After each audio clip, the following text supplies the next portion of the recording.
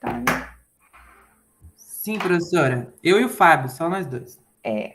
Tá bom. Não é só não, é o suficiente, né? Para eu fazer bastante pergunta, viu, Paulo? Boa noite, então, gente. A gravação começou.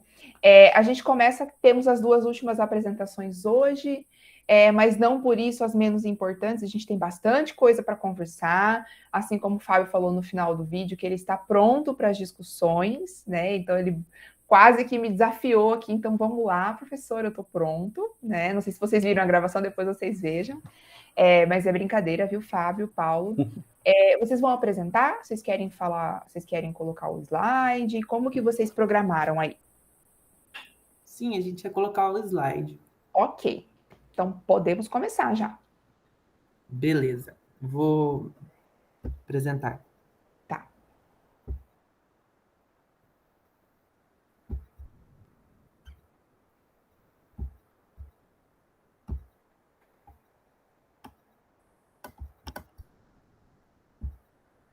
Bom, o nosso trabalho vai contemplar aí a fase de gerenciamento das aquisições do projeto. Eu vou apresentar junto com o Fábio. Bom, a definição dessa fase, ela contempla aí todo um processo de aquisição, de compra de produtos, de itens ou de serviços ou resultados que são externos à equipe do projeto. Então, vai ser a fase aí responsável por materializar o projeto, por tirá-lo do papel. Nesse sentido, ela é muito importante. Sem ela não há o projeto realizado, né?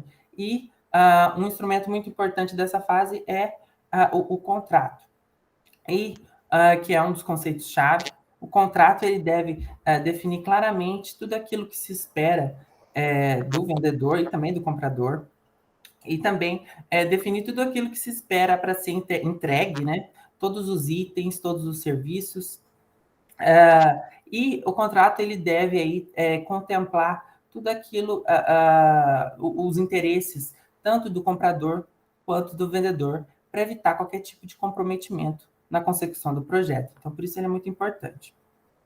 Lembrando que tudo aquilo que não está no contrato não pode ser legalmente exigido. Por isso que é muito importante que ele seja muito bem descrito, né? Bom, além disso, a equipe do gerenciamento do projeto, ela é responsável por assegurar que aquilo que está no contrato atende às necessidades do projeto, que ela consiga fazer com que o projeto seja bem realizado. Bom, em relação às tendências, o PMBOK ele mostra algumas tendências emergentes relacionadas a essa fase, eu destaquei algumas. A primeira seria o gerenciamento de riscos mais avançado. Ele diz que há cada vez mais uma elaboração de contratos com uma precisão maior a respeito dos riscos que envolvem o projeto, para evitar qualquer tipo aí de evento inesperado por parte do comprador ou do vendedor. Em relação à logística e gerenciamento da cadeia de suprimentos, existem alguns itens ou alguns serviços que acabam demorando para serem entregues, pela sua natureza mesmo, e aí é muito importante que exista essa logística para antecipar determinadas solicitações, para evitar qualquer tipo de comprometimento no cronograma do projeto.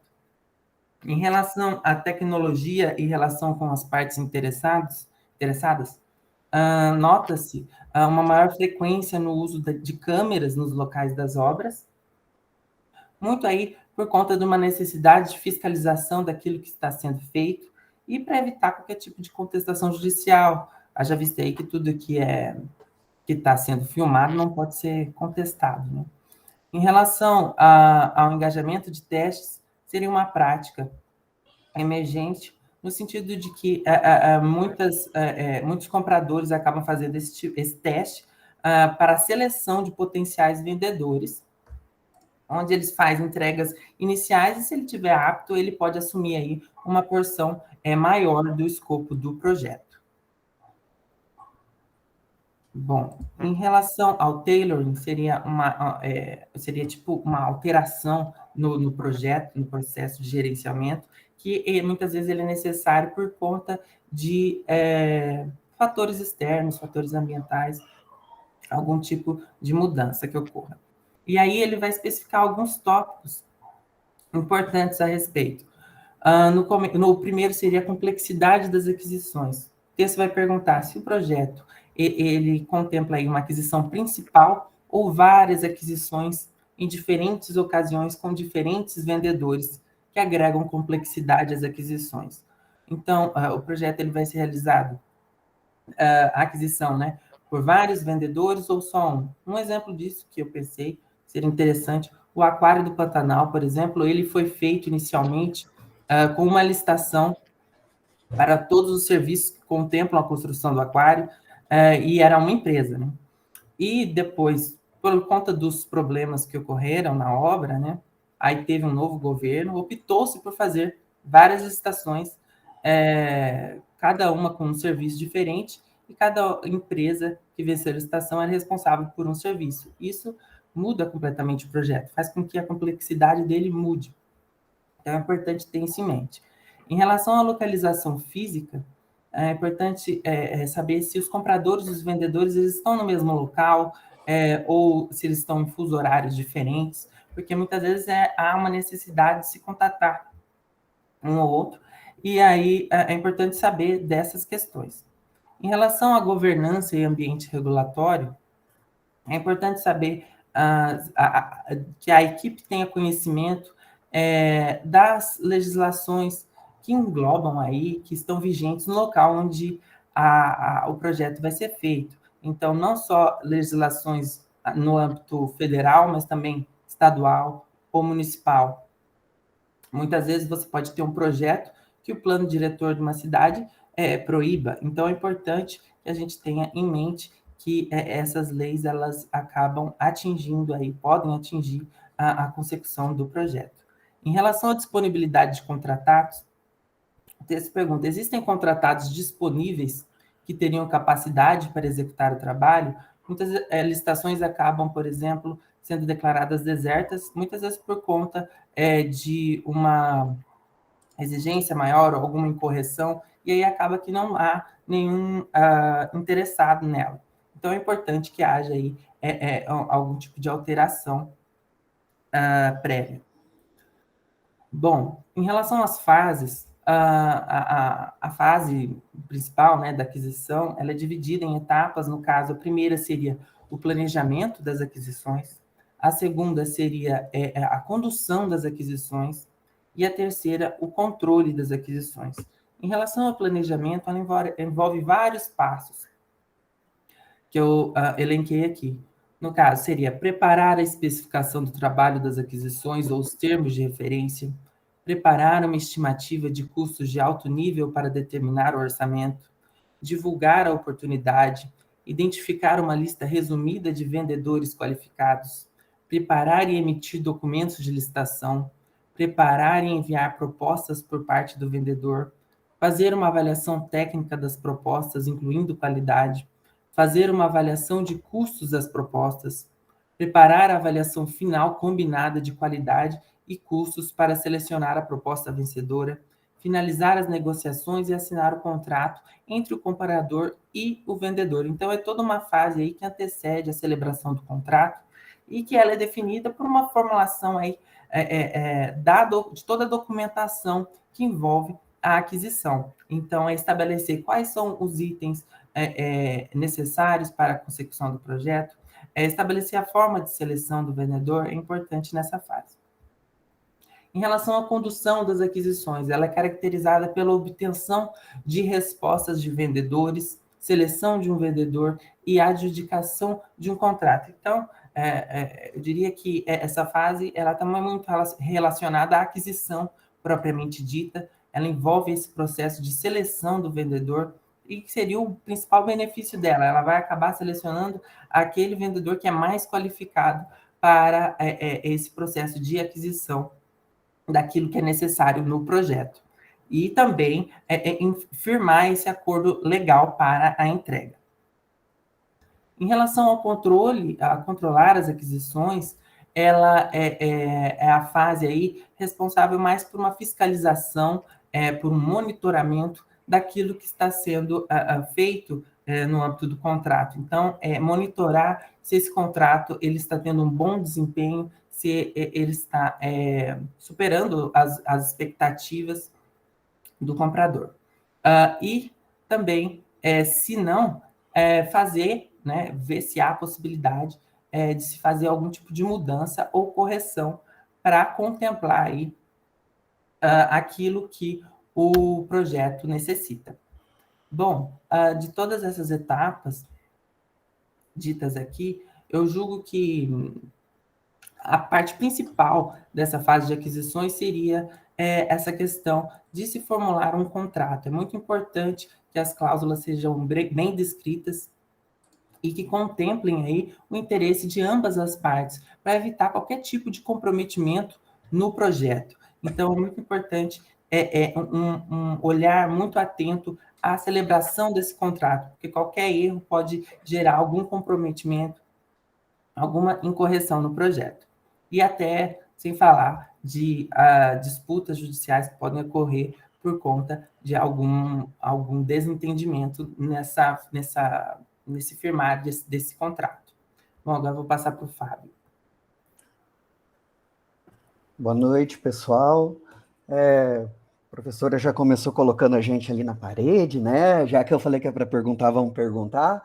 E não só isso, né? A gente trouxe aqui um projeto que se trata dentro da Universidade Federal do Mato Grosso do Sul, ou seja, que obviamente vai se dar pelas leis de licitação, e a gente sabe que tem um pessoal aí bem especialista de licitação no TCE, tem toda a equipe, né? O pessoal conhece bem, então, assim, não só que, claro, a gente vai trazer o projeto, a parte básica, como a gente quer ouvir também aí de vocês, o que possa ajudar, porque é um projeto que, na verdade, está em andamento, é algo que é para realmente acontecer dentro de onde a gente trabalha.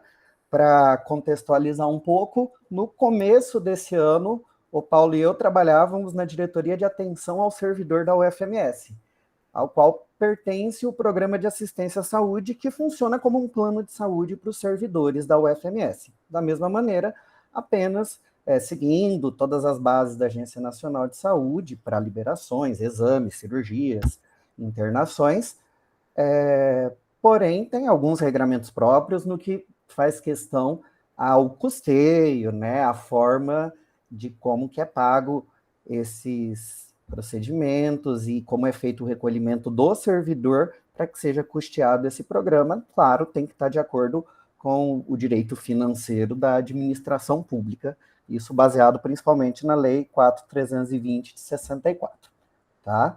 Isso seria uma contextualização básica. Porém, hoje, eu e o Paulo, quando começamos no começo do ano, a gente estava atuando nessa diretoria, mas hoje os dois, a gente já está atuando em outros setores da universidade, porém a gente tem esse projeto ainda e auxilia ali o pessoal para que ele seja engajado e continue. Então, a nossa justificativa do projeto inicial é essa, que a gente quer fazer a aquisição de um software de gestão e auditoria médica para esse programa. Vocês podem pensar, Fábio, não tem um software de gestão hoje? Tem, mas ele é muito antigo, ele é do começo dos anos 2000, numa linguagem de programação que a própria agência de tecnologia da UFMS não consegue mais ali programar, e claro que anteriormente ao início desse projeto já foi consultado junto a eles, essa agência de tecnologia, se eles teriam a viabilidade de fazer um sistema. E eles mesmos declararam que seria mais econômico, viavelmente, por tamanho da equipe, por tempo, e principalmente pela complexidade de um sistema de software de auditoria médica e de gestão de um plano de saúde, que fosse feito uma licitação. Então, a nossa justificativa do projeto é que a gente deseja, então, fazer a aquisição desse software, justamente para que a gente possa, esse programa de saúde, possa atuar de maneira mais assertiva, né? Porque hoje o que acontece é realmente algo muito reativo. As contas chegam, são processadas, o programa vê qual é o valor que vai dar, e aí vai ser feitos pagamentos e tudo mais. Não há como ter uma previsibilidade, e esse sistema traria esse tipo de previsibilidade. Pode passar, Paulo. Dentro do projeto também a gente fala, então, que são esses os objetivos, que seria sistematizar o fluxo do processo, certo, da auditoria. Todo o processo de auditoria e de pagamento seria mais confiável, tanto para o beneficiário que está recebendo o serviço, quanto para os auditores que trabalham e para o prestador de serviço. A gente vai garantir daí que o programa de saúde, por ser um órgão da administração pública, ele esteja dentro e cumprindo todos os princípios da administração pública, mais conhecido, né, que a gente tem aí o LIMP, certo? E a gente tem como norte que daí seja garantido essa razoabilidade temporal entre pedido médico e essa decisão, essa autorização, liberação ou solicitação de maiores documentações por meio deste programa, né, para que também o custo do programa continue sendo atrativo para o servidor. A maior diferencial desse programa realmente é o seu custo ao servidor, que não tem que ser incidido nenhum tipo de tributação ou lucro para ser dividido com terceiros. Visto ele está dentro ali da administração pública, o que realmente ele precisa é se manter, se custear, né? Trabalhando, claro, com seus riscos, e é para isso que a gente gostaria de fazer a aquisição de sistema, justamente para que esses riscos sejam os menores possíveis. Pode passar? Para isso, né, dentro do tema que a gente está falando de gerenciamento de aquisições, e o que o Paulo apresentou a parte teórica, é necessário fazer ali o primeiro planejamento do gerenciamento. E a Universidade Federal, para suas unidades, e não só para o programa, mas como para todas elas que desejam fazer aquisições, ela tem uma pró-reitoria que é responsável para auxiliar no sentido administrativo, no sentido judicial, no sentido dos conhecimentos técnicos, que é a Pró-Reitoria de Administração e Infraestrutura. É esse pró-reitor que acaba constituindo, né, a equipe de planejamento de contratação, que mais comumente a gente ouve falar e chama de comissão de licitação. É nessa comissão que tem ali servidores das mais diversas áreas, principalmente ali da área específica do objeto, no nosso caso, o programa, um software, então tem servidores ali da agência de tecnologia, tem servidores do próprio programa de saúde e servidores ali que atuam diretamente junto a licitações na UFMS. Por quê? Porque dentro dessa pró-reitoria de infraestrutura também há a diretoria de gestão de contratações e outras secretarias, que todas elas trabalham junto para que ocorram processos licitatórios e também os convites e todos os tipos de compra e contratações dentro da universidade. E para o nosso projeto funcionar, todas elas acabam tendo que ser acionadas, cada uma dentro da sua expertise, como a gente acaba trazendo ali no quadro próximo, que eu trago ali o organograma, que é dessa pró-reitoria dentro da UFMS. No canto esquerdo ali, vocês podem verificar que é a diretoria de gestão em contratações, que a gente trata nesse nosso gerenciamento de aquisições, né? Ela tem ali secretaria de contratos e convênios, que essa é a parte que realmente vai acabar elaborando o contrato, mas isso já no final ali do processo licitatório. A secretaria de compras já é mais para atas de registros de preço, juntamente com a secretaria ali de registros de preço. Secretaria de licitações trabalha diretamente auxiliando nas elaborações do termo de referência, nas minúcias das bases jurídicas e teóricas. E aí, mas no final, a Secretaria de Prestação de Contas, que ela está um pouco ali separada, que é mais nessas questões realmente dos contratos e convênios no finalização deles. Pode passar. Tendo toda essa base institucional, nós conseguimos e superamos um dos grandes riscos, que é não correr o perigo de não ter o apoio jurídico de fazer um tipo de seleção errada, visto que tem pessoas com a expertise nessas situações. E visto a gente ser um órgão público, é claro que a gente vai seguir aí as políticas necessárias dentro da 8666, dentro da nova lei, né, 14.133, e a instrução normativa número 5 de 2017, que também fala aí sobre a contratação de serviços do regime de execução indireta para a administração pública. Pode passar.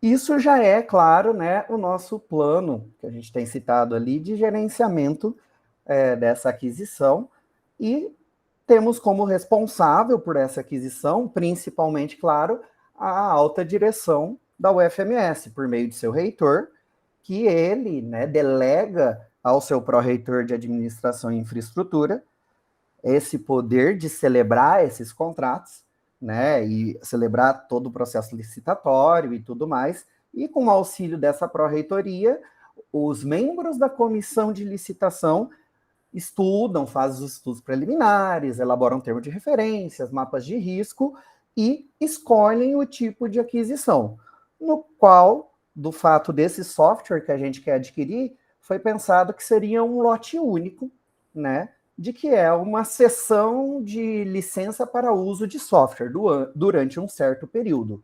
Qual é o período? Esse período acabou sendo analisado como de 4 anos, por conta de ser um contrato a longo prazo, que precisa ser analisado, e isso acabou caracterizando, né, o que fala ali no PMBOK como um contrato de preço fixo com ajuste econômico de preço, porque dentro do próprio termo de referência é trazido como que vai se dar o reajuste a cada ano, né, por conta realmente do longo período e as variações do que pode ocorrer. Tá? O critério do julgamento fica específico o do pregão eletrônico, de acordo com as leis que o regem, que no caso da administração pública tem que ser o mais vantajoso, qual seja, né, o menor preço, mas claro, cumprido todos os requisitos que vai ser trazido dentro do edital para o pregão eletrônico. Pode passar, Paulo? E aí a gente traz ali no final, que seria quais são os critérios que aí nós vamos estabelecer para a avaliação dos fornecedores, tá? A gente vai exigir realmente o fornecimento das licenças do uso, e não só o fornecimento das licenças de uso desse software, mas também as revisões, acompanhamentos, atualizações, manutenções, e no final também é necessário que haja a transferência de conhecimento adquirido durante o contrato para a Universidade Federal. Tudo isso sendo submetido à avaliação da Agência de Tecnologia da Universidade.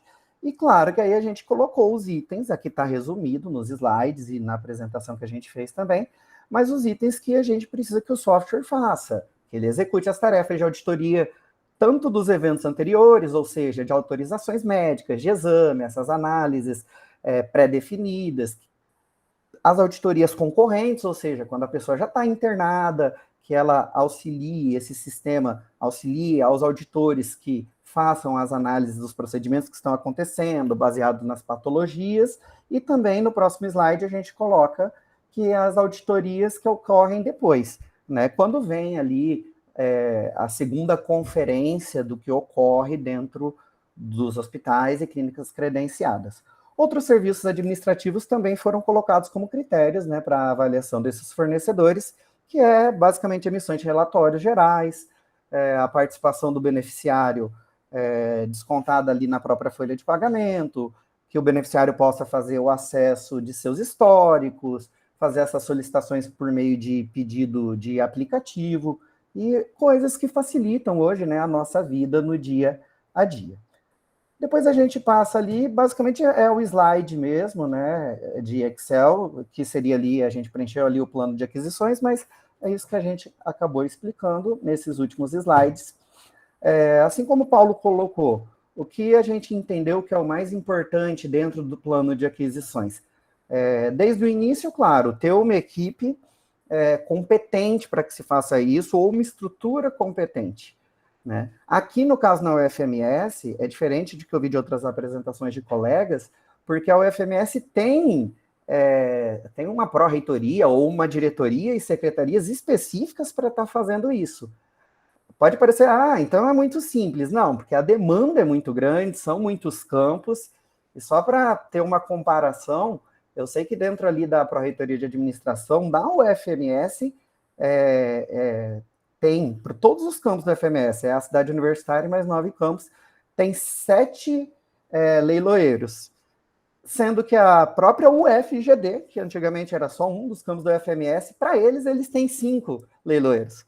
Então, assim, ainda falta um pouco, eles têm todos muito trabalho, mas eles têm também a expertise. Porém, é um tipo de trabalho que exige ali do servidor que vai querer realmente entrar nessa área, ele tenha, busca esse conhecimento, que ele tenha ali também um certo sangue frio, porque mexer com compras, licitações não é fácil para ninguém, realmente, não, porque é uma coisa que está ali, a sua responsabilidade, está ali, está para sempre. Então, em primeiro lugar, uma equipe. Para isso, a equipe que vai fazer, montar a licitação, essa comissão e também a base é muito importante. O que eu vejo no final do processo que é muito importante depois, a retroalimentação desse sistema, a experiência que você vai ter com fornecedores, aí eu falo isso no geral, para que você tenha e pegue as boas e as más experiências, para que não se repitam os erros, né, num outro futuro, numa outra contratação. Eu, por exemplo, nesse momento agora estou atuando numa pró-reitoria de assistência estudantil e a gente tem preparado a compra de kits de calouros para a recepção dos calouros ano que vem, que se prepara como se vai ser uma grande festa, visto que é o retorno dos alunos finalmente à universidade. Então, lá estou eu mexendo com compras de novo e não tem isso, por exemplo, de saber, poxa, aquele fornecedor ali não entregou, por exemplo, ano passado. Ou entregou, compraram bonés da cor azul, a cor azul veio quase um verde. E não tem essa informação. Então, é importante que se faça essa retroalimentação da informação para que não ocorram novamente esses erros. E outra parte que o Paulo frisou, que faria parte também essencial, mas mais ali na parte do meio desse processo, é realmente, no nosso caso aqui, e no caso das outros tipos de aquisições, o contrato ou edital / termo de referência, que é o que vale, que é o que está escrito, principalmente na questão do preço. Isso tem que estar sempre muito claro, tem que ser sempre muito bem lembrado. Cada vírgula ali faz diferença, cada interpretação ali faz diferença, principalmente para a gente que atua, a maioria, em órgão público. Então, isso a gente tem que estar sempre atento, porque são processos que a gente lê, faz, manda para... Você lê tanto que aí você, às vezes, não, tá tudo certo. Aí você manda para outra secretaria, que no caso que tem da estrutura da FES, não, olha, mas aqui parece que dá uma outra interpretação. E realmente, quando você vê, então realmente vários olhares vendo nesse sentido é importante, tem que atentar bastante. E é isso, pessoal. Obrigado. Muito obrigada, grupo. E vou comentar esse finalzinho do que você disse. Eu sou gestora de 2 projetos, né, da PROADI, e eu sou a execução do projeto, né, depois que tudo aí que vocês estão dizendo já aconteceu. E como eu tenho dúvida, Fábio e Paulo, eu já sei para quem que eu vou mandar o WhatsApp agora, porque vem umas coisas assim que eu fico pensando por um bom tempo, assim, o que eu tenho que fazer? Né? Então, assim, e são coisas que a gente vai aprender só fazendo, e quando eu aprendi, teve uma coisinha que mudou, enfim, né? Eu não vou nem mandar o WhatsApp, eu vou ligar já direto, porque às vezes eu fico aqui e você sai perguntando. Então, assim, a parte boa, né, do que vocês fizeram agora é que, nesse caso de vocês, está dentro do meu trabalho. Então, pode ser bom ou pode ser ruim, né? Então, de ter mais perguntas, mas a apresentação de vocês, já posso dar o feedback. O professor Agui vai ver esse vídeo depois, que ficou bastante melhor do que o vídeo, porque vocês deram outros detalhes que vocês não disseram, né? E é normal, né? Acho que todo mundo está se preparando para isso, para a gente vir aqui discutir sobre novas práticas, enfim, queremos falar mais da prática, né? Você quer responder o Galina aqui no chat, Fábio e Paulo, antes de eu continuar? Sim, eu respondo. Fernando, tem sim as penalizações do SICAF, né, que podem ser pedido para ser consultado, mas eu especificamente não tenho acesso. Eles vão dizer, e dentro da UFMS, quando a gente pergunta, nossa, tem muita empresa nesse sentido, desses materiais que é necessário, os mais específicos, das atividades, esportes, recepções, a maioria delas tem muitas penalizações, muitas. E não é a minha área específica, tá, gente? É o que eu falo, eu conheço mais especificamente da parte da saúde e entrei nessa parte da assistência à educação recentemente. Mas é uma base, com certeza é uma base. Mas em vários momentos a gente acaba consultando o SRP, né, as consultas do SRP, do Comprasnet, e a gente se vê sem opção.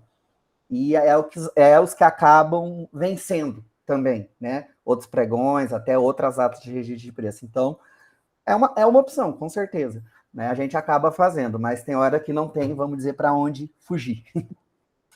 Uhum. Pode falar, Byron. Não, só queria dar uma contribuição aí, acrescentar também a informação de que eu também vivo consultando o SICAF e tudo mais, e muitas vezes existem fornecedores que simplesmente não estão cadastrados no SICAF, e aí você tem que recorrer a bases secundárias, por exemplo, certidões, você tem que recorrer a uma por uma. O SICAF ele meio que agrega várias certidões num só lugar, né, que é o SICAF. Mas para fornecedores que não estão cadastrados, você tem que ir atrás em outros lugares. Então, também essa questão de assim, dos fornecedores que têm alguma penalização, etc., você tem que buscar informação também em outros. Tem o site do TCU, do CGU, do SEIS. Então, tem várias outras consultas que assim. Então, seria também a questão de pensar também em integrar talvez outros sistemas nessa forma de buscar informação, como esses que eu mencionei. E você abriu esse link aqui da Fabiana, mas creio que seja um dos, né? Legal. Byron, legal. Coloca esses nomes no chat, por favor. Isso. Essas siglas que você falou. É legal. E é o resultado da dissertação do Plínio. Não vi se o Plínio entrou. O Plínio está fazendo justamente isso, viu, Byron? Não sei se vocês têm proximidade, mas a proposta dele é unificar e não somente essas informações, mas as informações de preço, né? Audacioso, penso eu, mas bastante necessário, né? Porque pelo que a gente está vendo aqui na disciplina. Pode falar, Marco.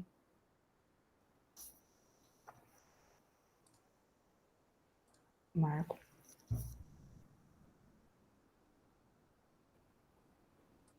Será que foi sem querer? Tudo certo.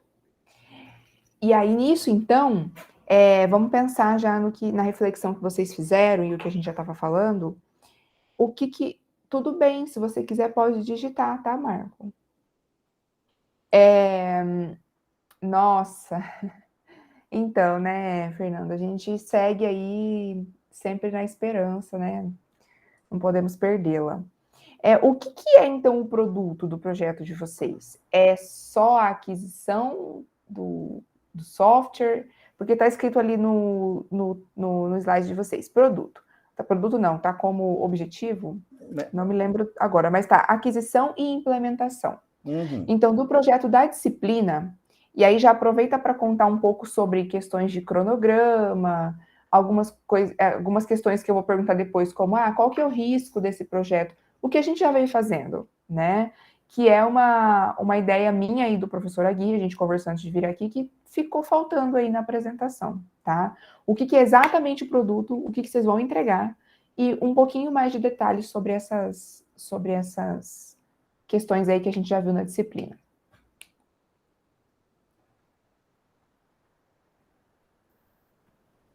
Paulo, você está tímido?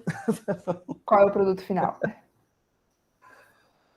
O que vocês estão fazendo lá nas outras etapas? Professora, nas outras o que seria o produto realmente? Entendo eu, não sei se isso pode ser considerado como produto, mas que seja eu entendo que realmente a aquisição e a implementação, né, do sistema seja o produto do nosso projeto. Uhum. O sistema tem que estar adquirido, parte 1, e implementado. Dentro disso, né, o que a gente prega dentro da nossa matéria, primeiro, acho que até comentei, seria o custeio, né? A gente precisa do dinheiro para isso. Claro, antes de que tudo ocorra, eu citei no começo, né? Foi buscado primeiro a agência responsável sobre a tecnologia, se era possível ou não. Foi dado liberação de que poderia ser adquirido. Claro que foi consultado junto à administração superior, reitoria, para a reitoria de planejamento, sobre o custeio. É possível que seja feito? Está liberado para que seja feito com as verbas do próprio programa? Tem essa liberação também. Logo, com as verbas das próprias contribuições mensais dos servidores, Visto os valores, é possível. Ok, maravilha. Entra-se, então, isso que a gente acabou dando mais ênfase, né, que seria o próprio processo do gerenciamento da aquisição.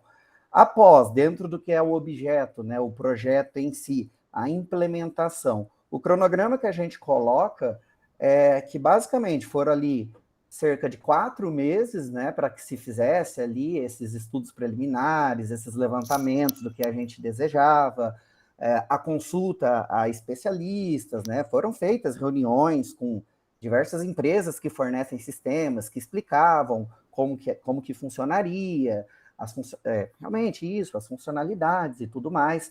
Então, como se fosse realmente 4 meses para que se elaborasse esses estudos.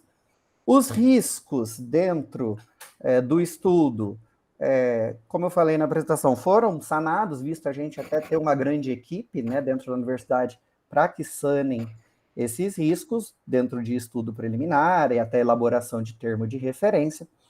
A gente acabou dividindo ali no cronograma a licitação em si, o processo licitatório, até toda a licitação ocorrer, publicação, assinatura de contrato e tudo mais, que isso demoraria cerca também de mais 4 meses, porque tem sido ali, né, né, quando você faz um processo licitatório, o pessoal conhece, que é da área, conhece bem, sempre há os recursos, né, o pessoal, normalmente, os fornecedores em si querem ganhar, né, muito fornecedor quer ganhar uma licitação do governo federal, né, após isso, há todo o prazo para a implementação, certo? Nesse sentido de ser um sistema mais complexo. Fala, você ia falar, professor? Eu estou contando os meses. Ah, tá. 8. 8. Isso, exatamente.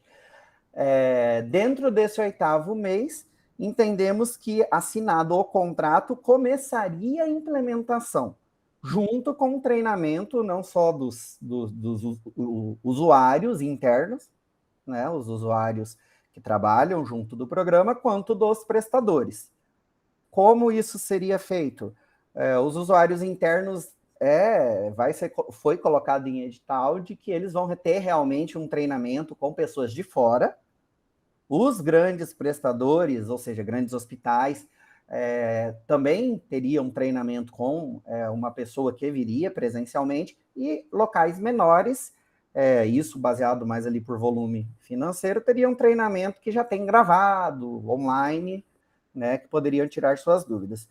A gente pensou também mais 4 meses para que esse treinamento e fosse sendo utilizado aos poucos o sistema, juntamente com o que já funciona, né, com o que já está em funcionamento, para que nesse meio termo a gente consiga verificar se há problemas, consiga reportar problemas e tudo mais, certo? Nisso, é claro que a empresa ganhadora do certame já estaria recebendo as parcelas, né, conforme vai estar pregado em edital, e aí sim, se após 4 meses não mais visto nenhum grande problema, entraria, então, depois de 12 meses, o que seria o objeto, né, ou o produto final do nosso projeto, que é, sim, um sistema novo e arrojado, que evite, no caso do programa, que a gente falou no começo, essa ação reativa, essa gestão reativa do PAS, que fosse mais realmente uma gestão proativa, saber o que está acontecendo na hora que está acontecendo, para poder realmente estar trabalhando melhor em busca ali de uma prestação de serviço para o servidor. E esses... Pode falar, Paulo, desculpa. Não, é que eu lembrei de uma coisa, que eu acho que a gente esqueceu de falar, que lá no PAS a gente tinha um problema muito grande relacionado à ouvidoria, e seria um benefício secundário, não diria nem secundário, era muito importante em relação a isso, porque o problema era grande, a gente tinha um número muito frequente de ouvidorias, de pedidos de informação que vinham a respeito, por exemplo, de demonstrativos contábeis, que eram muito específicos e que a gente não tinha acesso.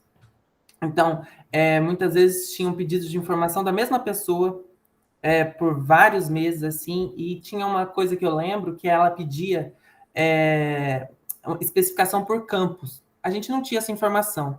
O software, seria importante porque ele ia conseguir resolver esse tipo de problema, porque eram muitos pedidos de informação, demandava muito tempo, muito trabalho da gente para resolver, para responder, e o software também ia ter esse tipo de benefício, só falando que eu lembrei disso. Então, melhor ainda que você ter falado isso, porque eu anotei aqui que eu acho que o produto de vocês é maior que isso, do que vocês escreveram. Então, eu vou dar uma contribuição, vocês vão analisar se faz sentido para vocês, para poder colocar aí na versão final, tá? Então, assim, tá escrito ali que é aquisição e implementação, mas, falando, nossa, principalmente do que Paulo acabou de dizer, não é só isso.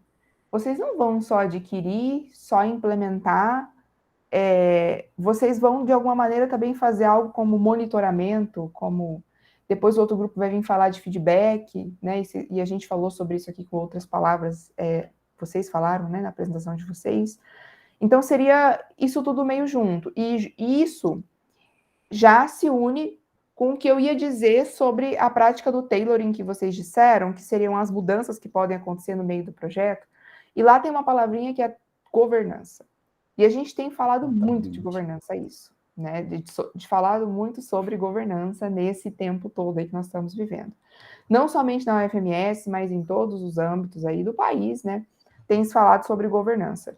E aí, a governança, ela tem justamente isso que eu acho que falta ali no produto final de vocês. Então, as duas premissas da governança não é só você fazer. Tem a direção e justamente o monitoramento, foi a palavra-chave que eu coloquei aqui. Que aí casaria certinho com o que precisa ser feito no gerenciamento das aquisições, entra a governança, que aí junta com o ambiente regulatório, o que eu acho aí, dando minha opinião pessoal, que é um certo equívoco até, né? Eu sei que tem regulação dentro da governança, mas a governança é outra coisa, então tinha que ser governança e embaixo o ambiente regulatório, eu acho que um E ali, enfim, na minha visão não ficou tão assim como deveria, mas quem sou eu para criticar o PMBOK, né? Estamos aí, né? Mas acho que isso aí também seria um feedback para eles. Então, seria aquisição, implementação e monitoramento, se vocês acharem qualquer termo que for melhor que isso, ou souberem explicar, tá? Tanto que, quando vocês falaram de auditoria médica e gestão de plano de saúde. Então, é tudo isso, mas a gestão do plano de saúde tem todo esse feedback que vocês precisam dar, inclusive, para as partes interessadas, né? Que vão lá, que ligam, né? Que mandam perguntas e tudo mais. E nisso tudo, eu tenho só mais uma coisa que eu queria saber com vocês aí da fala que vocês disseram. Em que ponto que estamos? Esse cronograma aí que o Fábio falou, ele é otimista, ele é pessimista? O que vocês acham? Você deu 12 meses, Fábio. Não, hoje o ponto real em que o Opaz está, a licitação foi analisada, tem um vencedor. Uhum. Tem um vencedor. 4 meses foi. Foi, na verdade, 8. Ah, tá. Vamos dizer que do cronograma... Era o planejamento Isso. Foram, tá, na verdade, 8. Então, temos um vencedor, mas que ainda não assinou o contrato em si. Né? Já mandou tudo lá, bonito, certinho, mas ainda não foi feita a assinatura do contrato. Está no aguardo, né, dessa assinatura para começar os próximos 4 meses. Entendi. E essa parte até os 8 meses aconteceu em 8 meses mesmo? Não. Entendi. Verdadeiramente então, demorou. Isso foi um cronograma otimista, porque o projeto em si começou baseado na Covid. Porque quando veio a Covid, tudo acontecia no programa, no papel e presencial. E simplesmente, né, foi aquele negócio, daqui 2 dias fecha tudo. E aí a gente teve que se adaptar da maneira que houve, e com essa justificativa que conseguiu se mostrar, né, se justificar a administração central a necessidade dessa aquisição. Então então lá, vamos dizer ali, por volta, desde que se começou realmente o projeto, até que conseguiu se justificar e se conseguiu o aval da administração central, foi por volta de outubro de 2020. Então, a gente realmente, até que os 8 meses se tornaram 12. Uhum. Mas porque ainda era bem complicado, né? Tudo na época da situação do Covid era bem complicado. Então, realmente, o cronograma foi colocado ali é o otimista. É bem otimista. Pensando que talvez as coisas estivessem funcionando melhor se tudo tivesse presencial. Mas o real mesmo, essa etapa atual aconteceu em 12 meses. E, professora, a gente realmente falou sobre... Não pensamos, né, não colocamos aqui da nossa apresentação, mas o Paulo colocou e a gente tinha realmente escrito sobre isso no semestre passado, sobre a accountability dentro do programa. Né? Não tínhamos feito a ligação, mas justamente que agora que a senhora colocou, realmente, é para isso. Um dos objetivos também foi essa situação que o Paulo colocou, dentro de todo esse princípio que a gente falou, de cumprir todo o princípio da administração pública, é claro, e principalmente esse moderno, vamos dizer assim, né, qual seja também o termo muito conhecido, né, de accountability. Acabou que a parte de vocês ficou bem a parte que vocês realmente têm na prática, isso foi muito bom, né? Enfim, considerando aí que vocês mudaram de área, mas vamos lá. Eu acho que essa é a ideia mesmo, tá? A minha sugestão é que quando vocês forem fazer a entrega final, coloque o cronograma dos 12 meses. Tá? Coloca os 12 meses e vamos tentar, assim, ser não tão otimista para o próximo, né? Sabendo que ainda falta assinatura, falta todo esse trâmite final, que a implementação em 4 meses eu acho bem difícil. Né? Certo. Tá bom. Vamos ser pessimistas, então. Talvez não tão. É que você está falando com uma contadora. A contadora é sempre pessimista, né? Para mim, sempre é melhor sobrar dinheiro. Na verdade, é muito... Para mim, não. Para todo mundo, deveria sempre sobrar dinheiro. Né? Então, assim, só um pouquinho de calma. Talvez um mais real, não tão otimista, tá? Porque é mais fácil a gente lidar com a sobra do que a gente lidar depois com a falta do tempo, né? Eu sou sempre assim, Fabiana, tá? E, Rogério, eu li aqui que você falou da integridade, com certeza, tá dentro aqui dessa nossa discussão, e a prudência sempre, né? Bom, prudência é a palavra da ordem aí, não, nesses últimos anos. Alguém tem alguma pergunta para o grupo? Alguém quer falar alguma coisa? Alguém quer... Pode falar, Lázaro. Contador é realista. Eu também sou realista. Não, mas esse projeto já está em andamento, então, já licitou, então. Já. E por que optou por licitar e não se envolver pelos técnicos da UFMS? Quem está falando? Lázaro foi consultado na agência de tecnologia da UFMS. Eles consideraram muito complexo para eles desenvolver. Tá. Muito complexo, sem mão de obra qualificada, para esse projeto em si, custoso. Também foi tentada antes, junto com a própria Facom, né, a Faculdade de Computação da UFMS, quem sabe um programa de mestrado, porque, obviamente, não seriam alunos de graduação. Foi consultado o diretor da Facom, mas também todos eles acharam, gente, muito temeroso, está mexendo com a saúde.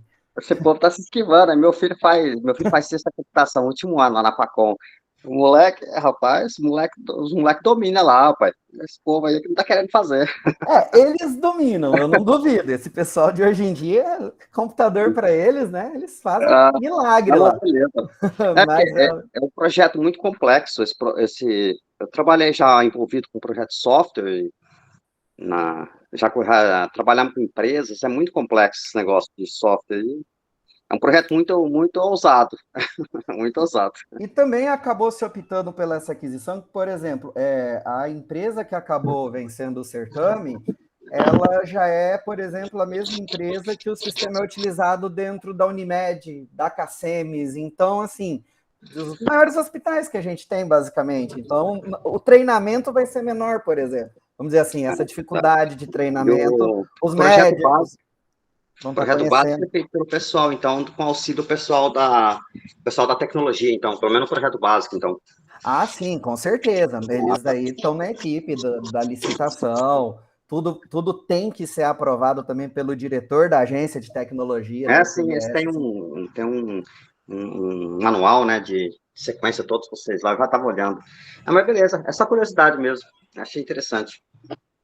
Né? Mas obrigado. É uma área que o pessoal, eu posso dizer assim, dá para ver que o pessoal ganha bastante dinheiro.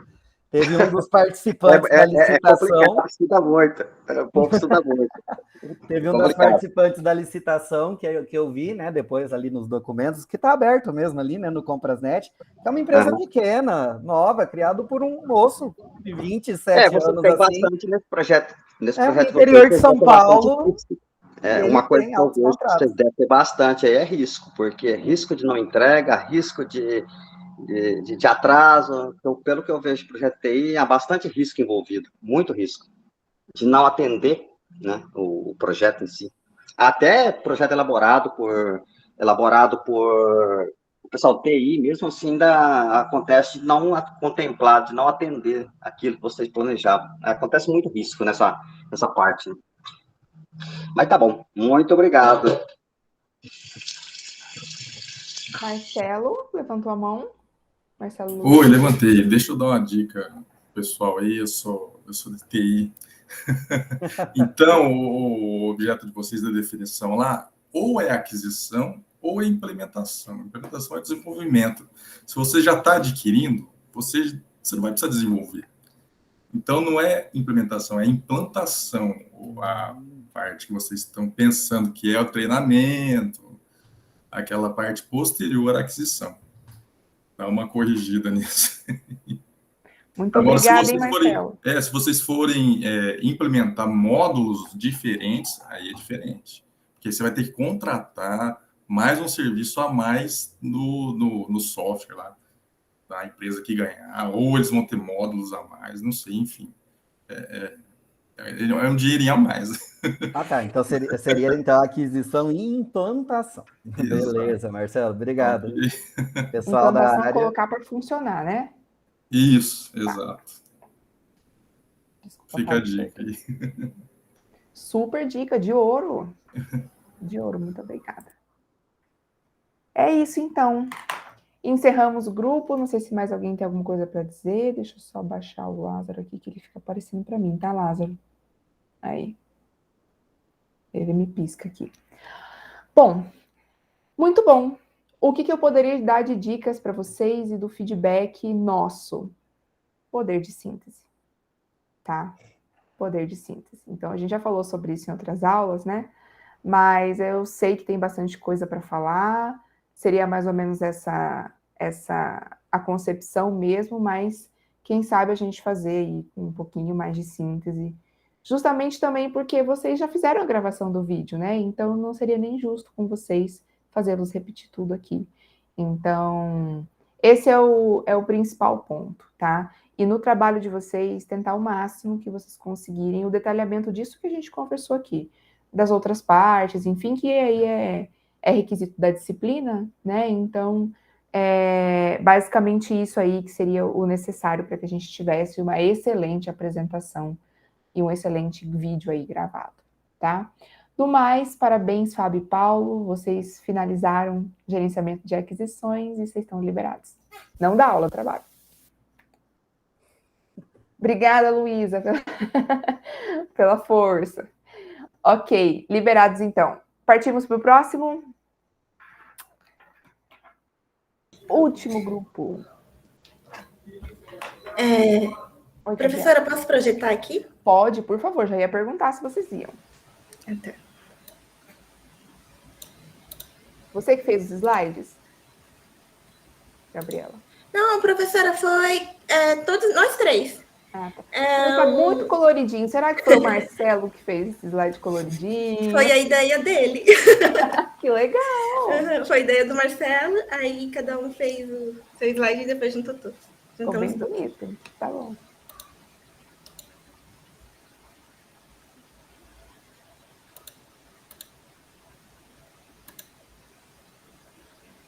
Ah, Fábio, enquanto a Gabriela abre aí, olha só, a minha canequinha da última recepção dos calouros quebrou, assim, só tô falando. Tá?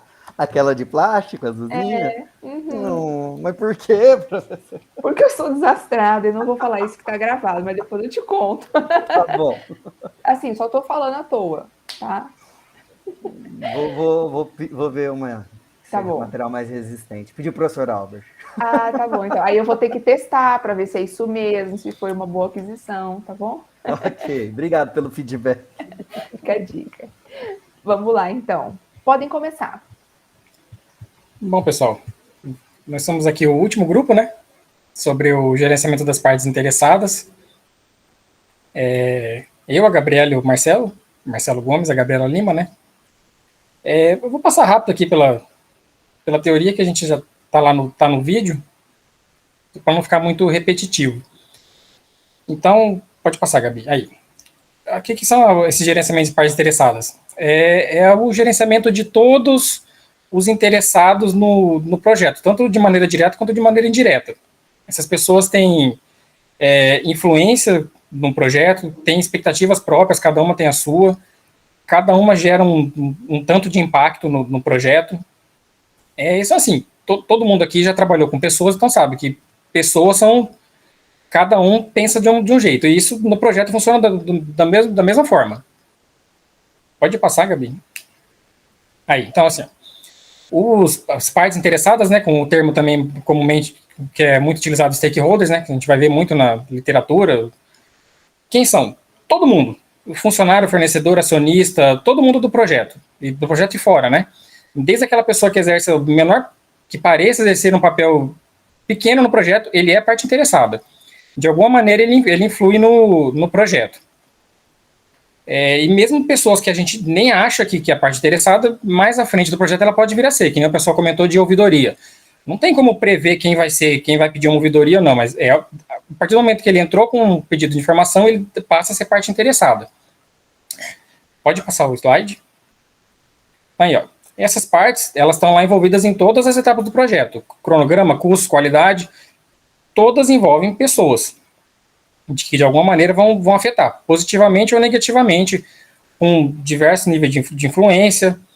E assim, então, muito importante para o êxito do projeto é identificar bem todos os interessados. Você faz a identificação inicial e depois você vai fazendo conforme as fases vão se alterando, né? E trabalhar esse engajamento. Identificou? Não é só identificar, é ter noção do que fazer para eles estarem engajados no projeto e estar monitorando esse engajamento. E tá sempre, identifiquei e consultei aquela parte por alguma razão. Acabou? Não. Periodicamente você tem que estar conversando para saber se aconteceu algum erro, se foi atendido a expectativa da pessoa, se está alinhado com o projeto inicial, que foi passado lá no termo de abertura. Pode passar o slide. Então, esse gerenciamento das partes interessadas é dividido em 4 processos, que é a identificação, o planejamento do engajamento, o engajamento em si, né, o gerenciamento desse engajamento e o monitoramento desse engajamento. Pode passar. Então, a gente tem a identificação, né, que é esse processo que acontece ali após o termo de abertura ou até junto com ele. Que é identificar todo mundo, a influência, o nível de influência, o nível de envolvimento, que tudo isso vai impactar pode impactar no sucesso do projeto, né? Pode passar slide. Então, a gente tem aí, ó, entrada, ferramenta, saída, uma das entradas para identificar o termo de abertura. A gente tem algumas ferramentas aí de análise de dados, de representação de dados. E a partir dessa identificação deles, você gera essa atualização ali dos planos de requisitos, de comunicações, de riscos, que está tudo envolvido esses interessados. Pode passar. Aí um exemplo de ferramenta, né, que é a matriz de poder e interesse, que você mede a avaliação entre o nível de poder da pessoa, o nível de interesse, para ver o foco que você vai dar. Todos os interessados têm que ter uma atenção, mas você pode dar um direcionamento para quem vai impactar mais diretamente no projeto. Pode passar o slide. Aí você tem o planejamento desse engajamento, que é o planejar como é que você vai lidar com essas expectativas dos interessados, né? Pode passar. Aí, ó. Você tem um plano de gerenciamento como uma das entradas, algumas ferramentas. Isso gera o plano de engajamento, né? Que depois vai ser usado ali no gerenciamento desse engajamento. Pode passar. Aqui, uma ferramenta lá, essa matriz de avaliação do nível de engajamento, né? Que mostra que a equipe do projeto avalia a posição atual do interessado, com esse Czinho, e a posição de onde ele deveria estar, que é o Dzinho, que a equipe acha, né, que aquela parte deveria estar. Pode passar. Tem o gerenciamento do engajamento, né, que é trabalhar com essas expectativas, colocar o plano em prática. Pode passar. De novo, temos aí entradas, ferramentas e saídas, né, alguma das entradas do plano de engajamento, o plano de gerenciamento de mudanças, uma das técnicas aí de ferramentas para medir esse engajamento é o feedback, que a professora até comentou na última apresentação, então está sempre em contato com todos os interessados pedindo feedback, é isso que você queria, é isso que você imaginava, não aconteceu, por quê?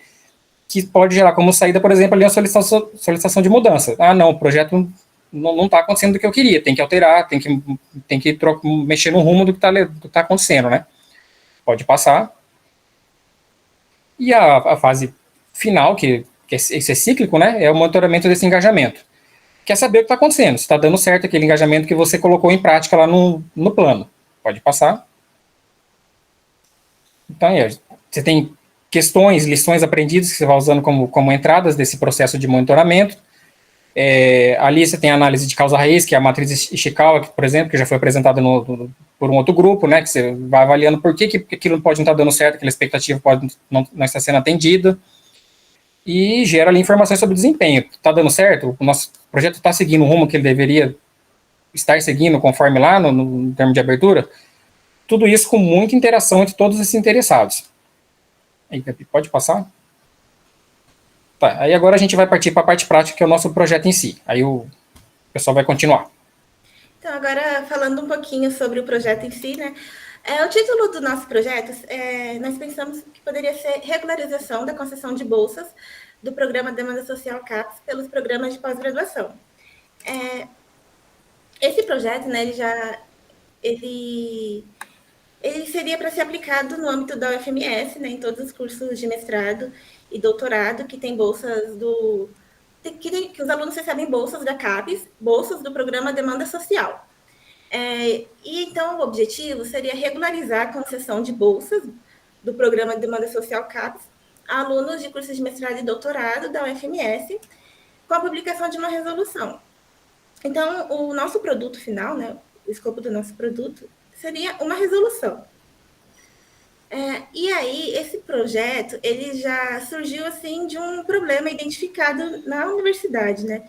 Então, a justificativa desse projeto, ela tem como base, assim, principal, né, 3 documentos, né, que é a Portaria CAPES número 76 de 2010, que é o regulamento do Programa Demanda Social, um relatório da Controladoria Geral da União, um relatório que é fruto de uma auditoria feita pela CGU, na concessão de bolsas, né, pela UFMS, desse Programa Demanda Social da CAPES, que identificou algumas irregularidades e fez algumas recomendações para a UFMS.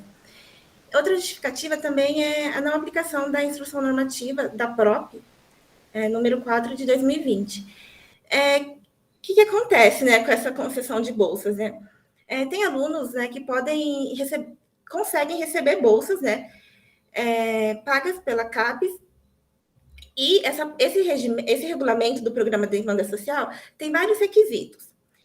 Só que, de acordo com esse relatório da CGU, muitos dos programas não atendiam os requisitos, né? E isso é uma preocupação, né? Porque, igual está lá no relatório da CGU, né? A partir de todas essas irregularidades, foi identificado um prejuízo de mais de R$100 mil, né? E claro que com este relatório da CGU, lá em 2018, a PROP buscou uma forma de tentar sanar essas irregularidades. Então, em 2020, demorou um pouquinho, mas em 2020 eles publicaram uma instrução normativa tentando padronizar a concessão de bolsas. Mas, mesmo assim, essa instrução normativa ela não deu muito certo. Ela ainda está vigente, mas ela não deu muito certo. Por quê? Porque a PROP, inclusive, fez um ano, né? Em outubro do ano passado, eles enviaram um e-mail para os programas de pós-graduação, falando que mesmo com essa instrução, os programas ainda não estavam atendendo os requisitos da portaria. E eles ainda a PROP então ia procurar uma outra forma de padronizar, né? Que seria publicando uma nova norma uma nova norma dos cursos de pós-graduação em estrito sensu, da UFMS. Só que essa nova norma ainda não foi publicada. Então, assim, o nosso projeto ele tentaria, assim, mais uma vez, com novas estratégias, tentar regularizar a concessão de bolsas, né? Deixa eu passar aqui. Marcelo, você quer fazer alguma contribuição, por enquanto? Eu só quero complementar o que a Gabi já iniciou, que realmente, como vocês viram, apesar da universidade já ter recebido um relatório da Controladoria Geral da União versando sobre essa questão de irregularidades na concessão de bolsas e no acompanhamento dessas bolsas dos estudantes de pós-graduação estrito sensu, e mesmo depois dela ter tentado normatizar isso por meio de uma instrução normativa, os programas de pós-graduação, tanto de mestrado quanto de doutorado, ainda permaneciam tanto realizando concessões quanto na aplicação do monitoramento, praticando irregularidades nesse sentido. Então, a gente considerou de extrema importância esse projeto e, enfim, buscar, ao longo desse projeto, trazer para dentro desse experimento aquilo que faltou para a Pró-Reitoria de Pesquisa e Graduação no momento anterior, de modo que ela não conseguiu que essa instrução normativa surtisse o efeito que ela havia planejado. É isso. Pode passar, Gabi. Então, aqui a gente trouxe já algumas das etapas que nós já passamos, né, pelo planejamento deste projeto. Eu vou passar aqui para a parte que realmente foi responsável, né, pelo nosso grupo. O nosso grupo ficou responsável, que é sobre as partes interessadas, né? Bom, aqui, então, a tabela com as partes interessadas, né? Um dos principais interessados, né, claro, é a CAPES, né? E a CAPES que disponibiliza as bolsas, né, que traz as normas, né, para concessão e até e também fiscaliza, assim, né? As situações, assim, que no momento, assim, que a bolsa está sendo concedida, então, alguns requisitos, eles passam despercebidos, né? Mas eu tenho percebido, que eu trabalho na secretaria de uma pós, né, aqui da FMS, então eu tenho percebido que mesmo depois de anos, às vezes a CAPES dela chega e manda um ofício constatando uma irregularidade que aconteceu há anos, assim. Então, ela também fiscaliza a concessão de bolsas, né? Aí, uma outra parte interessada é a PROP, né? E outras partes interessadas aqui que a gente agrupa em 3, porque é a comissão de bolsas, né? Para conceder as bolsas, todo o curso, né? Todo o programa como um todo, né? Precisa ter uma comissão de bolsas, que é formada pelo coordenador, um representante discente e um representante docente também. Então, essas são partes interessadas e que, na verdade, até possuem um papel assim, essencial e talvez um dos principais para conseguir atender aos requisitos, né? Inclusive, no relatório da CGU, um dos problemas apontados foi a falta de alguns programas não terem comissões, ou até mesmo, apesar de ter uma comissão na teoria, na prática, quem selecionava os bolsistas assim, era só o coordenador e depois só o secretário do curso monitorando, né? E então, assim, outra parte muito interessada também, né, uma parte interessada neste projeto, são os técnicos administrativos dos cursos de mestrado e doutorado, porque não adianta também o coordenador de curso saber todos os requisitos que os alunos precisam atender e, por exemplo, o técnico do curso, né, para os cursos que têm um técnico administrativo, o técnico não saber que, por exemplo, que todas as atas têm que ser publicadas, os editais e tudo isso. Então, assim, exige a participação de todo mundo ali do curso. E também, uma outra parte importante, né, é a comunidade externa, né, a sociedade como um todo, né, fazendo o seu controle social. E isso acontece bastante, pelo menos ali no programa que eu percebo que existe uma participação, sim, da sociedade nessa fiscalização, até mesmo, assim, de receber denúncias, assim, às vezes não é nem denúncia, porque não passa pela ouvidoria, mas de forma, assim, um pouco informal, né, só por e-mail, falando, tal aluno, ele não atende tal requisito. Existe essa fiscalização por parte da sociedade, então não dá para evitar que também são partes interessadas, até porque, considerando que é um projeto que a concessão de bolsas envolve dinheiro público, então, sim, a sociedade ela é uma parte bem importante nesse projeto. Complementando um pouco da fala da Gabi, até puxando um pouco sobre a questão das considerações sobre tailoring que o PMBOK traz para a gente, excetuando ali a comunidade externa, que é a sociedade, né, que tem expectativa aí dessa transparência, dessa concessão de bolsas dos programas de pós-graduação, todo o restante das partes interessadas, elas têm uma cultura que não é muito diversificada, né? Quer dizer, todos sabem do que se trata, de fácil compreensão de todas as partes interessadas, então até a gente, quando conversou sobre isso, a gente até estranhou um pouco essa questão da universidade não ter conseguido implementar logo de cara essa padronização dessas atividades, porque não é uma coisa assim de difícil compreensão para quem está trabalhando no meio da pós-graduação, né? Até mesmo para o discente que concorre à bolsa, ele tem acesso a essa portaria da CAPES, tem acesso aos editais que trazem essas normas. Então, a gente viu até com certa estranheza essa dificuldade da universidade em colocar em prática todas essas regras aí que estão estipuladas na portaria da CAPES e que não foram observadas, como foi dito aí no relatório da CGU. Pode ir adiante, Gabi. Então, Ai, cadê? Bom, assim, nossa apresentação, professor, por enquanto é isso, né? E a gente está, assim, agora dispostos a esclarecer dúvidas.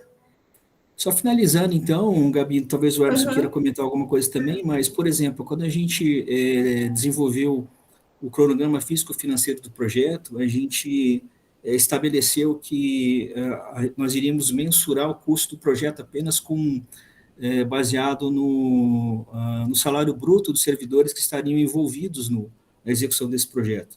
Então, nós hipoteticamente, mensuramos o salário de 4 servidores que estariam envolvidos, 3 que fariam parte dessa comissão responsável pela elaboração dessa norma, e um 4º servidor que estaria lotado na Agência de Tecnologia da Informação da Universidade, que seria responsável pela criação de um website para a gente conseguir justamente atender essa expectativa da comunidade externa, que é dar uma transparência ativa a essas informações envolvendo aí os programas de pós-graduação.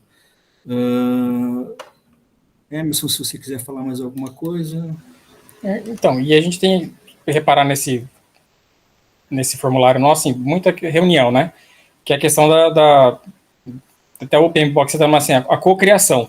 Apesar de ser muito baseado em norma da CAPES, em resolução, ser uma coisa meio travada, é importante estar chamando os interessados para dar contribuição, para ajudar depois no engajamento deles. Não só chegar assim, agora a resolução é essa, pronto, senta e faz desse jeito. É chamá-los para, assim, quer contribuir, como é que ficaria melhor esse acompanhamento, o que daria para fazer para deixar isso melhor de ser assim, com mais chance de ser seguido, né? Então, assim, muito importante isso. E a princípio, até a questão de cronograma, nós estamos ali com 12 semanas, né, de expectativa, porque, assim, é um trabalho trabalhoso, né, assim, é um trabalho intelectual, né, de sentar, pesquisar a norma, elaborar a norma, mas nada, assim, também tão exigente que necessita um tempo tão longo. As normas a serem seguidas estão aí, é questão de normatizar mesmo internamente dentro da UFMS, né. Acho que por enquanto, estamos agora... E essa sua última fala, Emerson, que é justamente por parecer tão simples que talvez não tenham dado toda a atenção que poderiam ter dado antes, né? É simples, mas não é também banal, né? Tenho que fazer, tenho que parar para pensar nisso. Então, bem interessante. Eu vou voltando. E aí, Marcelo, a sua última fala de que o recurso, o valor bruto do salário dos servidores, a gente entraria no mesmo problema que vimos nos outros cursos, né? Que a gente não vai ter funcionários exclusivos, trabalhadores para isso, enfim. Servidor que vai fazer só isso, né? A possibilidade disso acontecer é nula, né? A probabilidade disso acontecer é nula.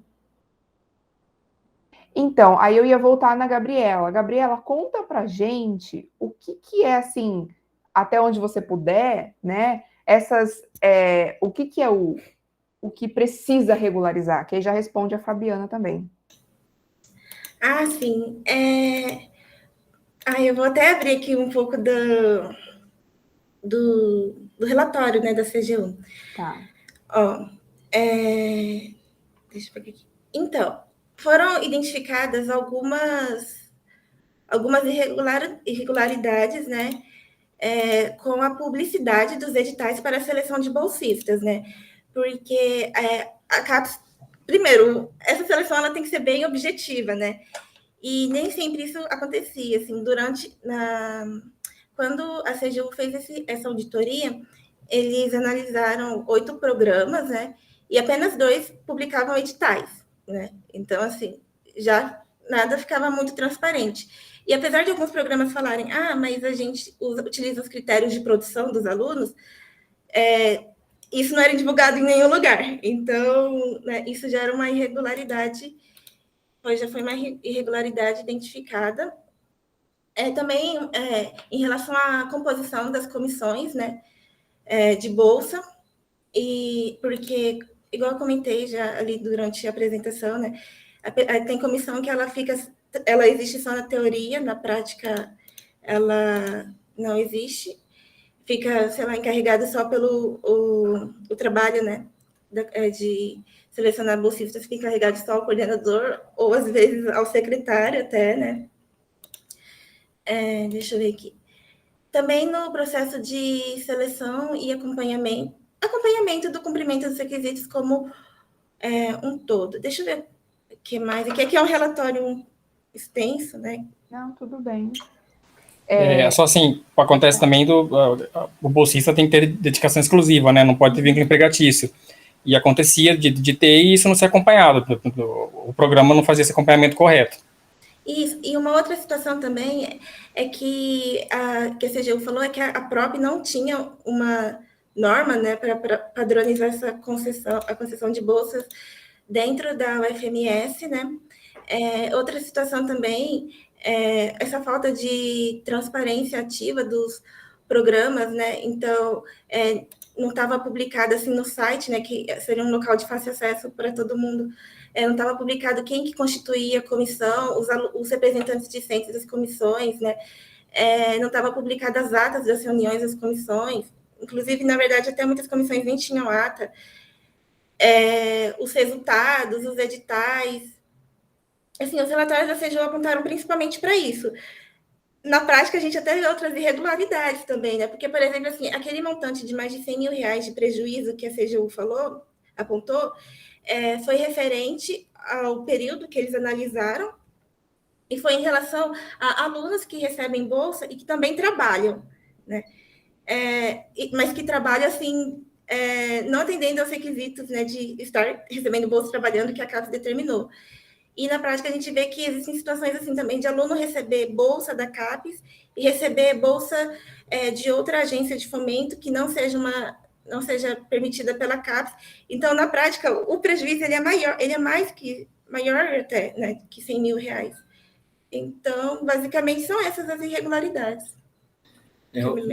Os programas, muitos dos programas realizavam o processo de seleção, de entrada dos alunos, tanto de mestrado e doutorado, e acabavam utilizando esse escalonamento dessa entrada desses alunos também para concessão de bolsa.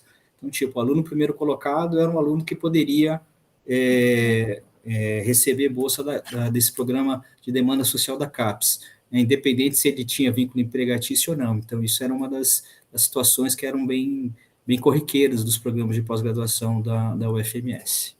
E tem que ter vocês que conhecem melhor que eu, tem que ter um edital separado apenas para bolsas? Ele não pode deixar esse edital aí da colocação, né, que você está dizendo? Isso. Para entrar no programa, como essa é a classificação, desde que cumpra as regras. Não. Tem que sair um separado para a pessoa se inscrever, para ela pedir a bolsa. Porque aí ela se responsabiliza pela inscrição, algo assim, Exatamente. Entendi. Inclusive, a situação pode mudar. Por exemplo, um aluno que se inscreve para um programa de pós-graduação, ele pode, nesse momento que ele se inscreve, não considerar sua dedicação exclusiva para o programa. Mas, a partir do momento que esse programa divulga que há bolsas disponíveis, ele pode mudar essa concepção e passar, a partir desse momento, então, se tem bolsa disponível, eu quero concorrer a uma dessas bolsas, que aí eu paro de trabalhar e me dedico especificamente ao programa.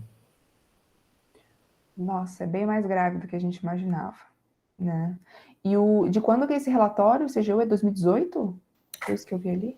Isso, 2018. Oi, Luísa, pode falar. Na verdade, eu fiquei com um pensamento aqui, porque já teve uma normativa tentando regulamentar e tentando resolver o problema. E aí vocês propõem fazer uma nova normativa, mas a gente vai ter que analisar bem o que ficou faltando naquela antiga, né? Porque senão pode ser mais do mesmo, só mais uma norma para tentar resolver e não tem, como até o Emerson falou, tentar trazer as pessoas para ter um engajamento, porque a transparência, às vezes, a gente não consegue resolver só com normativas, né? Às vezes vai ter que trazer mais gente aí para o projeto para conseguir resolver. Com Onde fica muito, com bastante importância, essa parte das partes interessadas, né? Trazer todos bem próximo mesmo do projeto para estimular depois o segmento, né, da norma a ser publicado. E outro detalhe também, Luísa, é que, como a professora Yasmin abordou bastante a questão da governança na aula de hoje, a universidade ela possui o conselho diretor e o conselho universitário, né? Esses dois órgãos da universidade são as instâncias máximas dentro da instituição de ensino, e esses órgãos, eles, das suas deliberações, resultam resoluções. Por exemplo, a instrução normativa, que antes foi uma norma pensada pela própria, ela está hierarquicamente abaixo das resoluções. Então, talvez você subir um degrau e levar para o conselho, o diretor, e essa norma ser aprovada também no conselho universitário, ela teria um maior peso para que todos os programas, então, se preocupassem mais em atender todos esses requisitos. Sim, e outra questão também, Luísa, é que, por exemplo, assim, para a gente que está ali, né, dentro, né, a gente percebe... vou falar assim da minha concepção, né? Talvez uma falha que tem tido, que é trazer realmente a participação de todos os interessados, né? Porque só, por exemplo, enviar um e-mail falando, aqui são as novas regras, não traz o engajamento, né, das partes. Então, assim, nesse nosso projeto, a gente pensa muito assim, né? A gente pensaria, né? Pensa, né? Criando um projeto assim, de estar sempre assim, em contato com os programas, né? Tanto com o coordenador, e como eu disse, também com os secretários também, e também os representantes discentes, porque os coordenadores, os professores, eles têm uma visão, assim, né? Mas os representantes discentes, eles acabam tendo realmente um interesse, talvez, assim, um pouco maior de realmente querer atuar, assim, em defesa dos alunos, né? Dos direitos dos alunos. Então, assim, vai fazer uma reunião para mostrar como que são as novas regras que todos os programas devem entender. Então, chamar todo mundo, todas as comissões de bolsas dos programas, né? E de todos os cursos, né, que tem bolsa. E os secretários também, né? Não só levar o coordenador. Enfim, nesse projeto a gente pensa, assim, realmente fazer com que as partes tenham interesse ativamente em atender os requisitos e ter o engajamento delas. E eu estava pensando aqui, pode falar, Luísa? Não, só ia falar obrigada. Eu estava pensando aqui, quando eu fui bolsista de mestrado, vocês falando aqui, eu pensando, o que aconteceu quando foi a minha bolsa de mestrado?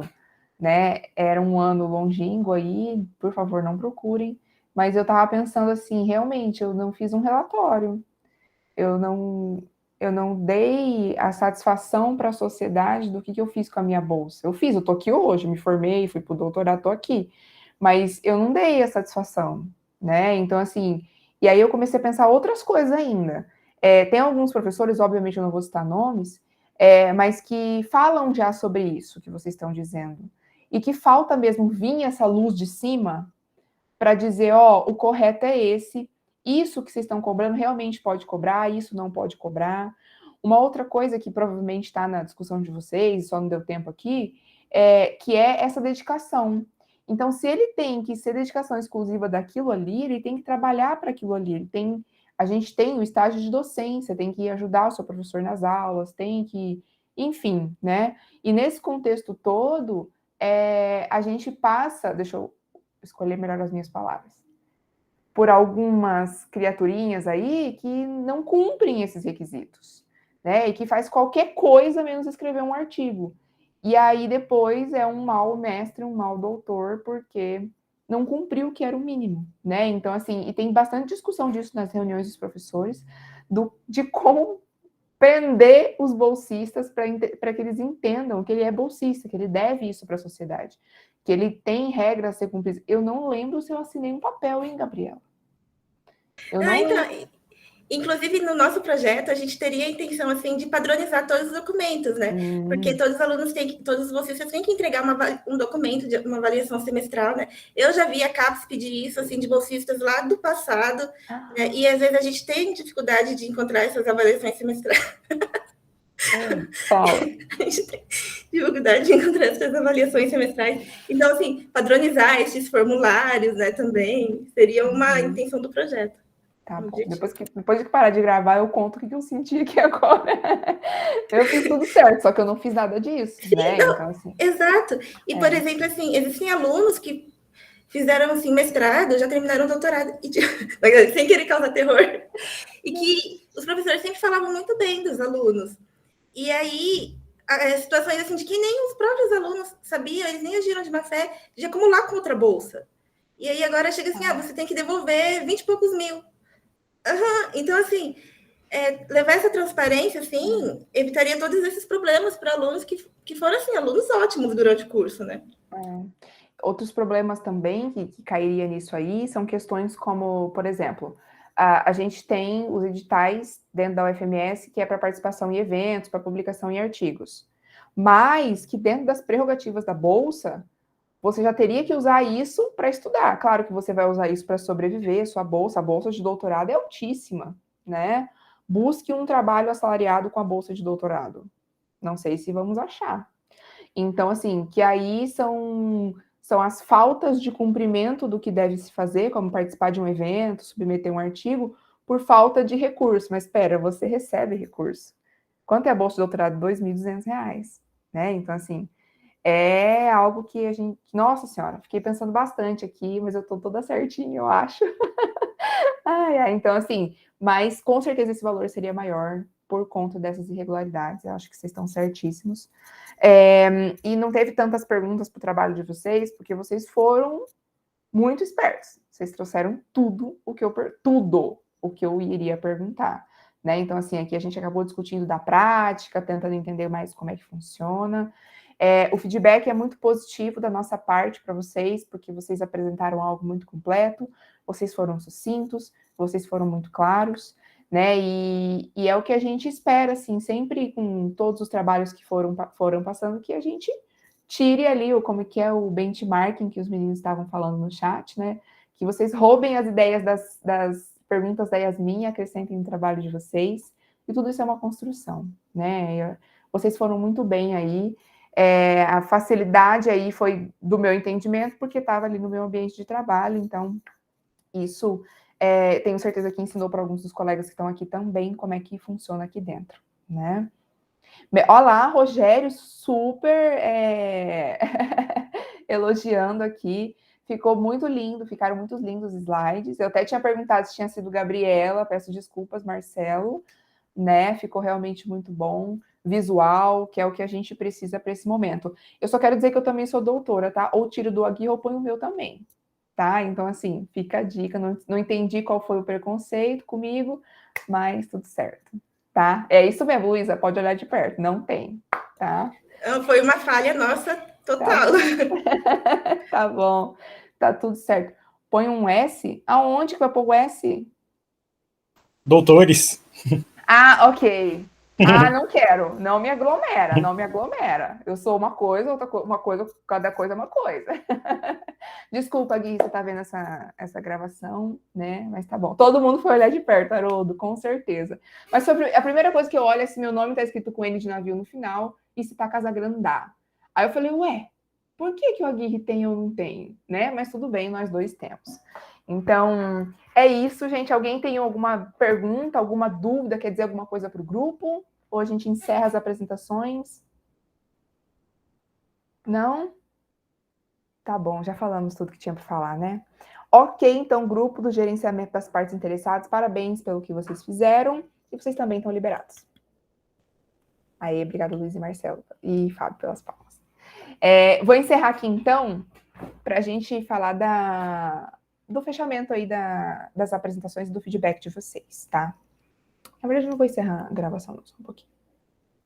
Parabéns! Bem, parabéns, eu vou até estender os seus parabéns, Keila, para todos os grupos. Eu tenho certeza que dessa dinâmica vocês tiraram alguma coisa, né? E vocês tiraram algum aprendizado não só sobre os feedbacks que nós já demos aqui, nós vamos dar outros feedbacks, tá? Já vou explicar sobre isso. E vocês tiraram também algo muito importante, que é pegar um instrumento como o PMBOK e tentar aplicar.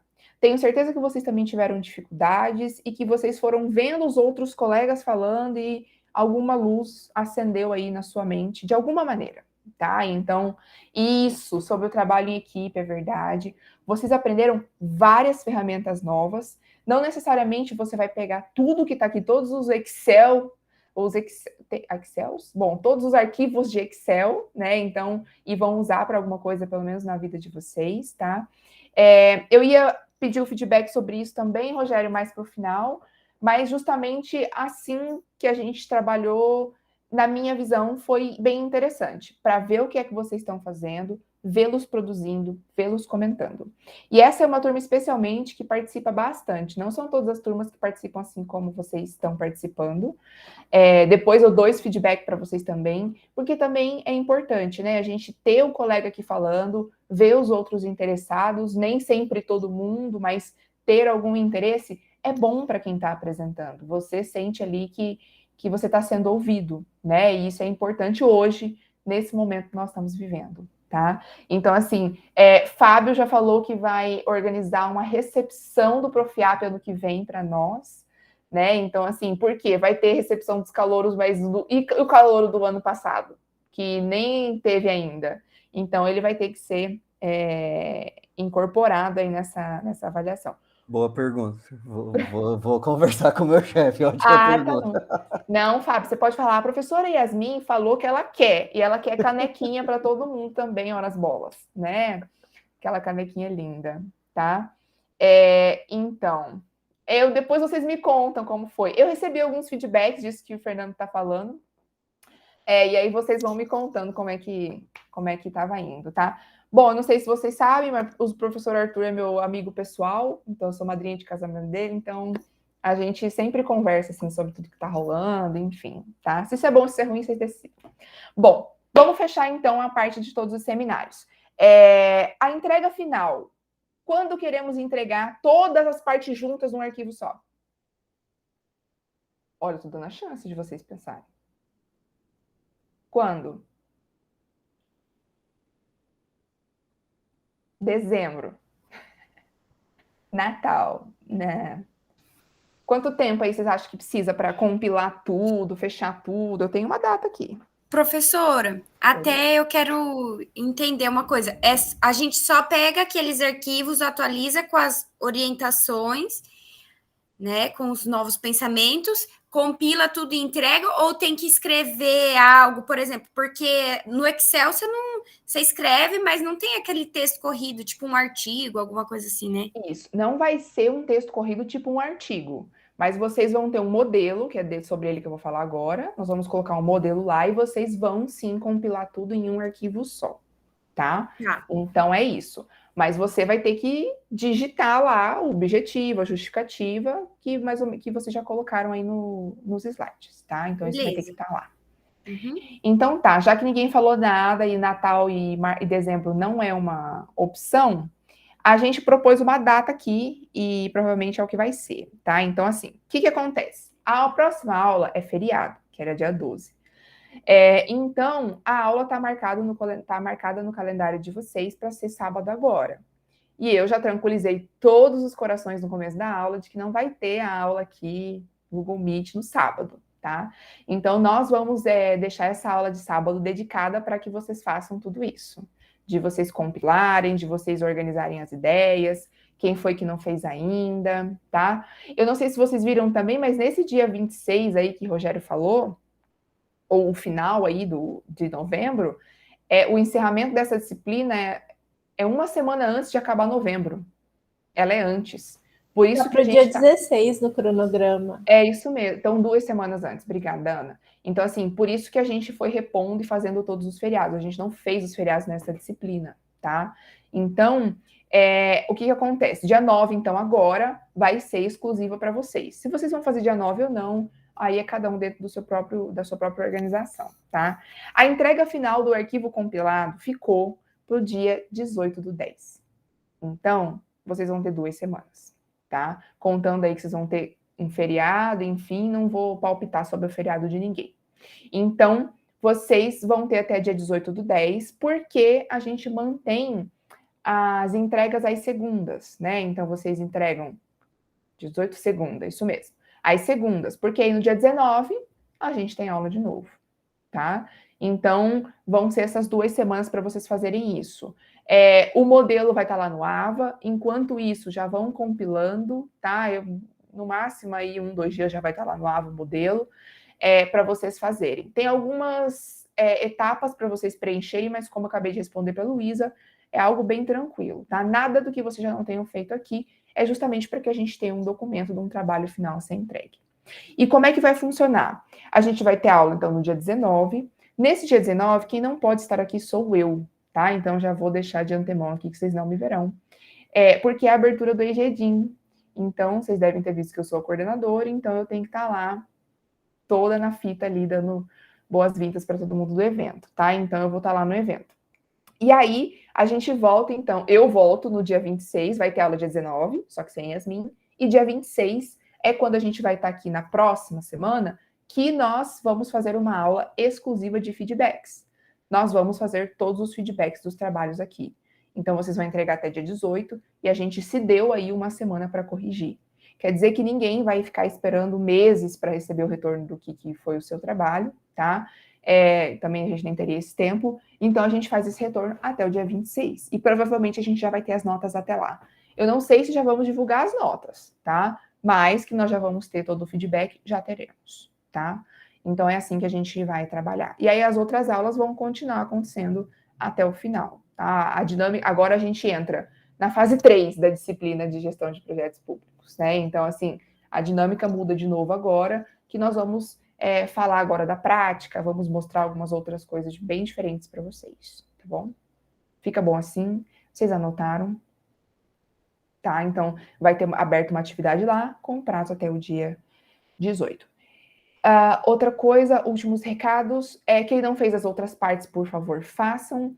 E quem tiver qualquer questão com data, que precise ajustar alguma coisa, acho que vocês já sabem que podem falar com a gente, né? A gente está à disposição.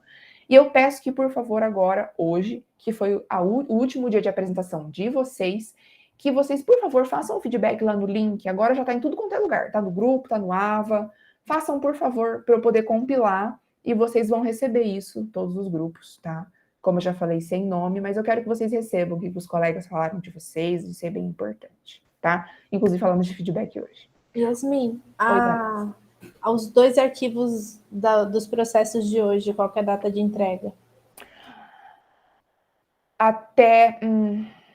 não perguntei para a Aguirre, hein? Vou colocar até a próxima segunda, tá, Ana? Para ficar em segundas. É isso. Então, até a próxima segunda, normalmente, como vocês fazem uma semana. Mais alguma dúvida? Muito obrigada, Fabiana. Deixa eu ver. Isso. É isso mesmo? Isso. Aí só fica a entrega de hoje, que aí no meio, né? Que eu falei que é dia 11. Só. Deixa eu ver. É isso. Tá? Isso. E professora, Oi, teve um arquivo que a gente não sei se a Fabi ou uma das meninas comentaram no início da aula, que a gente não conseguiu mandar, acho que foi o 5W2H, a gente não conseguiu mandar no AVA, daí a gente mandou tudo na outra aula. Ai, meu Deus. Tá bom. Tá, a gente mandou umas 4 tabelas lá na outra aula, porque a gente não conseguiu mandar em uma e a gente juntou tudo na outra. Tá bom, então. Tá bom. A gente faz esse papel. Pode deixar. Ok, fechado. É isso, então, pessoal. Tem mais Professora, Oi, o da semana passada eu também esqueci de postar e no AVA não está mais liberado. Manda no e-mail de novo? Eu ia pedir, por favor, manda no e-mail. Para mim, professora Aguirre. Tá. Pode mandar sim, que a gente ajuda.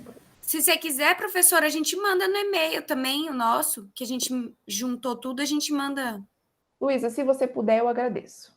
Acho que fica mais fácil, né? É. Tá. Eu já deixo salvo aqui numa pastinha do meu e-mail, tá? Obrigada. Mais alguma dúvida? Ok, então. Se ninguém tem mais alguma dúvida, a gente encerra por aqui. E a gente se vê dia 26, mas vocês têm que estar aqui no dia 19 para ter aula, tá? Lembrando que no dia 19, o link tá no meu e-mail. Eita, como eu vou fazer? Não sei ainda. Provavelmente a gente deu um novo link para esse dia 19, porque eu não vou estar aqui, que sou eu que autorizo as entradas. Mas nós vamos resolver sobre isso e avisamos vocês, tá? Não se esqueçam. Ana, se eu esquecer, me lembra, Fabiana, por favor. Obrigada, tá? Um beijo, ótima noite para vocês. Fiquem bem, qualquer coisa eu tô aqui. Boa noite. Boa noite, gente. Boa noite, tchau, tchau. Boa noite. Boa noite, professor. Boa noite. Boa noite. Boa noite. Ai, Galina. Boa noite, professor. Boa noite.